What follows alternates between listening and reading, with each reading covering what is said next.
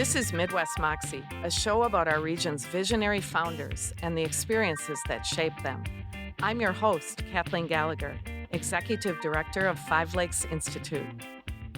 Lauren Flanagan first thought about the problem a startup could solve during Hurricane Katrina.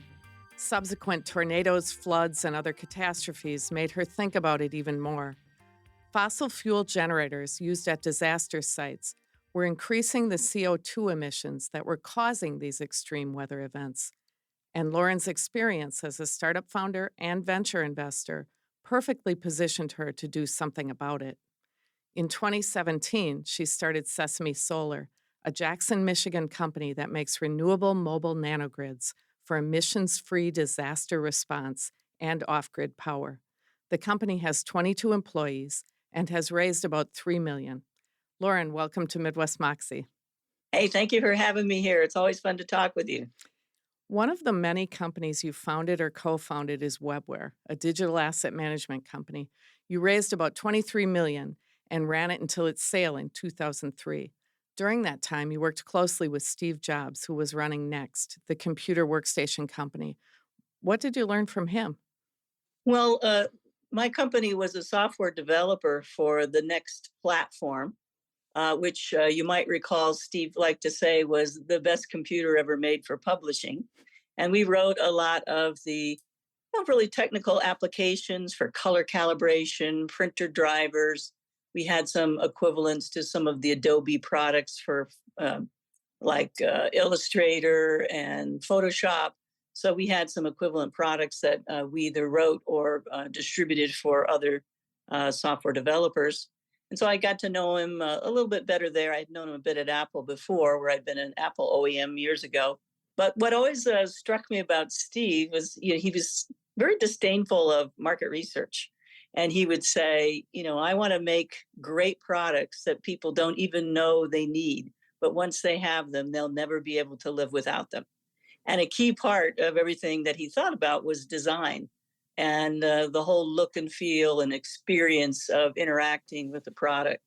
And so, that it made a deep imprint on me to try to imagine things well ahead of time that people don't even know they need, and to make the design up front a very key piece, because that's a lot of why you prefer one product over another, is because of the elegance or simplicity of design or the ease of use.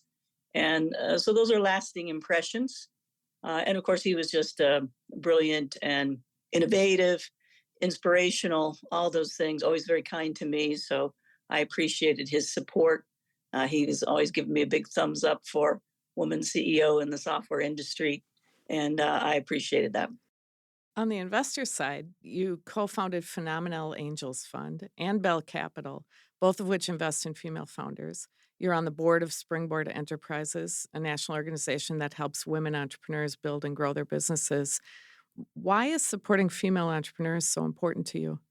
This and dealing with the existential crisis of climate change are really, I believe, my two legacy kind of give back impacts, right? Trying to help women. I mean, for women and other underrepresented founders, persons of color, fundraising is tough. I like to say it's like weightlifting on Jupiter. The gravity is much heavier, and there's just so many forces weighing you down. And so trying to level the playing field for access to capital, connections, and community, that's what we do on the Springboard. Because it's just important to me to try to help other women founders. I was fortunate enough to get help when I needed it and to get the help of Springboard. And I like to give back. And I always like to give time to other women entrepreneurs to help them along if I can.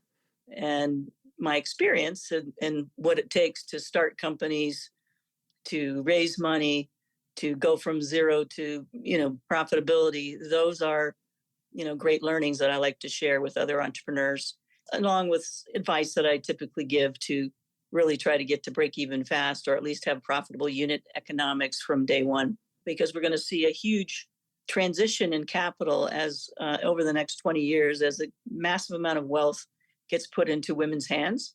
And if we are more prepared to do this kind of investing, especially locally where we can have impact, it could really, really change the whole funding game for all kinds of businesses, Main Street to, Wall Street to scalable tech companies to have the capital move. Because if you're a woman with money and you know other women founders, you're more likely to invest in another woman. Let, And so that's why it's so important to do it at both ends. Help the women to get the access to capital and connections they need, and help women investors learn how to do it and meet other women who could use their funding. let's talk about that experience. One of the things it taught you is to find a niche you can work well in without a lot of capital and test your concept. Then, if you find that product market fit you're always looking for, you make sure there are adjacent markets that you can go big in. So, tell us about in the early days of Sesame Solar how you tested that all out.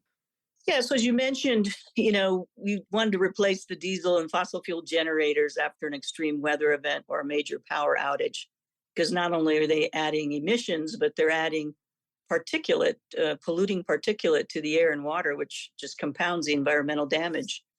So I wanted to see where could we do it, and I thought, well, we had Hurricane Maria in the Caribbean. If we can't find a solution there, we don't have a business. And that's always good to know early, fail fast before you go down. These are long journeys, to get to a successful company. It can be 10, 12, 15 years. It's not the overnight success. And so if you can figure out in a year or two that you don't have a business, that's a good thing to do. So we went to our first couple of deployments were in the island of Dominica, which is in the Caribbean. And we were helped to find the right folks there through Richard Branson's Virgin Unite Foundation. And then we also worked with Direct Relief, the largest U.S. medical charity. So they helped us find the folks on the ground, the Ministry of Public Health in Dominica. Direct Relief actually bought the first nanogrid and donated it to the ministry. And we, worked with all the players there to install it. It's still working today. And that was a great experience because it was certainly austere conditions. The island had been devastated. Roads were washed out. So this nanogrid went from Michigan on a truck all the way down to, Florida, went through a couple of ships, different ports before it finally landed in Rousseau, the capital of Dominica. It got on a rickety old truck up a terrible road. Truck promptly broke down. Anyway, we finally get to this remote part of the island. And the hard thing had been getting a nice level space set and a pad done by the villagers because there weren't a lot of resources, but they'd been able to create it. It was going next to a medical clinic. And then we, installed it. But our team had to stay at an eco lodge because there's no hotel or anything there. And they literally zip lined in over a river to get all their stuff in. You were the quintessential nerd growing up, flying radio controlled airplanes, soldering parts, and building electronics. So you must be super proud of Sesame Solar's 5 major recognitions in 2023, including being on Time Magazine's Best Inventions and Fast Company's 50 Most Innovative Companies lists. Tell us about how Sesame Solar's nanogrids work. Yeah, I'm very proud of Sesame. We have a tremendous team, very innovative folks. My co-founders, Namit Janwar, is just brilliant, and he designs a lot of the energy solutions. We work very collaboratively, and we just have a really, really great team of engineers and technicians. So the nanogrids are designed to be rapidly deployed. One person can set them up in 15 minutes, and everything you need is inside. That's what we say. It's a turnkey solution. The name comes from the story of the caves of Ali Baba and 1001 Nights. If you remember, it was open sesame and the treasure was inside the cave. And that's our vision for Sesame is open sesame's solar sidewalls. You have an extra array, solar array, so 3 times the roof size to get more solar into one footprint. And then inside is the battery, the green hydrogen, and this particular solution, whether it's an emergency office, a medical clinic, a communications center. We can make a lot of things inside, but it's everything you need delivered completely ready to go that makes its own power and can run depending on how much power is being on the load or the draw, can run for days or weeks without any outside extra power. Wow, I need one in my backyard, I think. Sesame Solar started in 2017, but has only raised 3.3 million.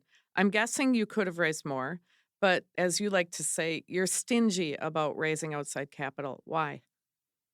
Well, in the early days, I think you want to make sure you have product market fit. You want to, being really focused on the discipline of, a profitable gross margin in your business model. So I think you can get lost sometimes when there's too much money on the table and you can have a lot of unnecessary dilution. But once you know where you need to go, then absolutely raise all the money needed to go big.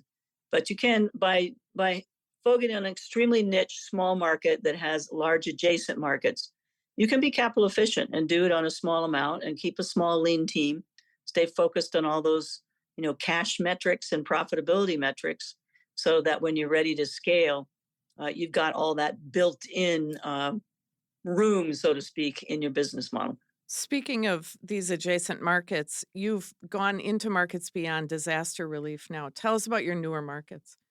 Yeah, so we were quite surprised when the entertainment industry came to us. I mean, we had thought about events and concerts as being, a kind of application where you might need power in a remote location. But all industries are decarbonizing. So entertainment industry wants to decarbonize. They put huge amounts of tons of CO2 emissions back into the air every year. And they want to get rid of those fossil fuel generators on all their sets. And so they're looking for clean mobile power solutions. Other markets are communications. We're working with a lot of broadband and telco companies because, of course, when power's out or there's an emergency, you need to have communications. Certainly, there's a lot of military looking at both base use, emergency use, and forward expeditionary, where we believe conflict will happen in the Indo-Pacific with Russia and China or the Arctic, being able to have sustainable power to keep small groups of war fighters equipped and able to function for months at a time. Those are some of the challenges that our same solution designed for disaster response can address. Let's just make sure we summarize too. Tell us, what are the tailwinds that you have for this company? You've had them from the beginning and they're propelling you along, obviously. What are those tailwinds? Well, one is just everything decarbonizing. So industries recognizing they need to get, off fossil fuels and have net carbon zero targets. So there's an increasing amount of that. Then there's mandates in both DOD and federal and state where, state of California, for example, has mandated, electrification of some of the fleets and extra energy resiliency. And then most recently, we've had two major pieces of legislation, the Inflation Reduction Act, which provides 30 to 60% tax credits or direct payments towards buying solutions like Sesame's, and also the bipartisan infrastructure bill, which has got lots of funding for example, tribal nations or disadvantaged communities to begin generating clean mobile power. And so those functions of mandates, taxes and grants and cash payments, those are wonderful tailwinds that can help lift this industry and be beneficial to companies like Sesame Solar. You mentioned scaling, not raising until a lot of big money until you're really ready to scale. You seem ready to scale. You've got things in place. What's the potential for Sesame Solar? Well, this is a huge market. I mean, it's a addressable market's about 35 billion globally, and it's going to be growing at well over 15% CAGR. So Sesame has potential to be $1 billion company with global solutions. The challenge will be to be able to execute and scale manufacturing. So a large amount of capital will probably be raised in a couple of rounds. We'll be looking at that more later this year and early next year. But meanwhile, we focus really on getting a toehold, a little beachfront in each of our main markets so that we are prepared to go faster. Well, if anyone can go faster, it's you, Lawrence. So thank you so much for sharing your story, and it'll be fun to watch Sesame Solar grow. Well, thank you for inviting me to talk with you, and hope you have a great rest of your day. You can read more about today's guest by visiting WUWM.com. Don't forget, you can listen to the show as a podcast if you'd like to take us on the go. Just search for Midwest Moxie wherever you get your podcasts. I'm your host, Kathleen Gallagher.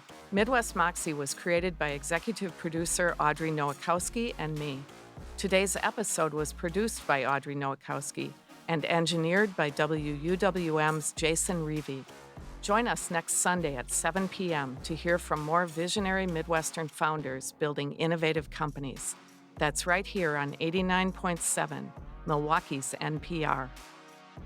Support for Midwest Moxie comes from Microsoft, whose efforts to drive technology development across the Midwest and beyond include its National Tech Spark community engagement work, which started in Wisconsin, its role as co-founder of Titletown Tech in Green Bay, and its new AI Co-Innovation Lab at University of Wisconsin-Milwaukee. More information is available at Microsoft.com. And from Quarles & Brady LLP, a multidisciplinary Am Law 200 firm with approximately 550 attorneys who support large and small businesses, from Fortune 500 companies to startups and entrepreneurs across the country. More at Quarles.com.